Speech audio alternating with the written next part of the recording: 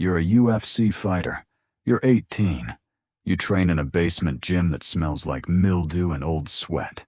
You can't afford real gloves, so you wrap your hands in cheap athletic tape until they look like clubs. Your coach says you have a heavy hand. But around here, everyone has a heavy hand. You spend your days hauling cement or delivering food, and your nights beating the heavy bag until your knuckles bleed through the tape. You promise your mom she'll never have to count pennies at the grocery store again. You're not fighting for trophies. You're fighting for a way out. By 22, you're fighting on the regional circuit. $500 a fight. Half goes to rent. You win 1, then 2, then 3. But it's not just wins. You break people. At weigh-ins, there's something in your eyes. Not anger. Something worse. No doubt. At 24, your phone rings.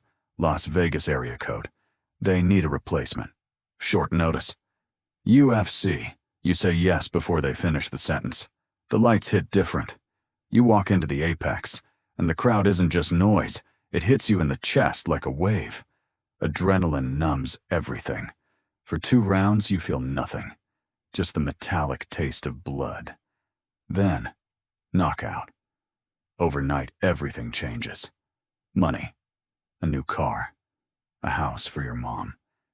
And suddenly, friends you've never met. Managers with smiles a little too wide. You start believing it. You start believing you're untouchable. But glory has a smell. Rubbing alcohol, ice packs, pain. By 28, your knees sound like broken floorboards. Every morning starts with pills just to walk. You hide injuries because no fight means no money. You watch your idols fade. Slurred words, empty eyes. You tell your wife, 1 more fight and I'm done. But even you don't believe it anymore.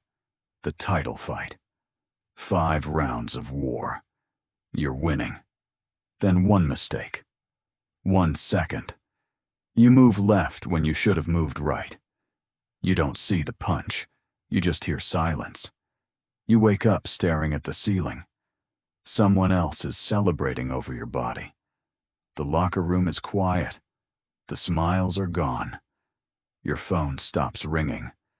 And that's when you understand. You were never the hero. You were the product. And when the product stops selling, they replace it. You go back to the gym.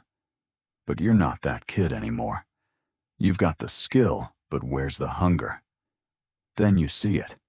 In the mirror. Scars across your face. Every mistake written in skin. 2 choices. Walk away a legend, or stay long enough to become a stepping stone for the next 19-year-old kid wrapping his hands in cheap tape. 1 last walk. No fear. Just peace. Because inside the octagon, everything finally makes sense. No lies, no contracts, no fake friends. Just you and the man in front of you.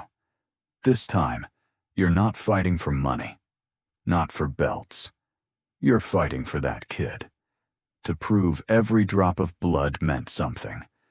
This is a story about pain you can't buy and glory you can't keep.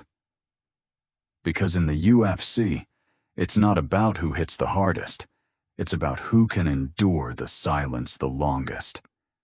If this hit you, tell me whose story I should tell next.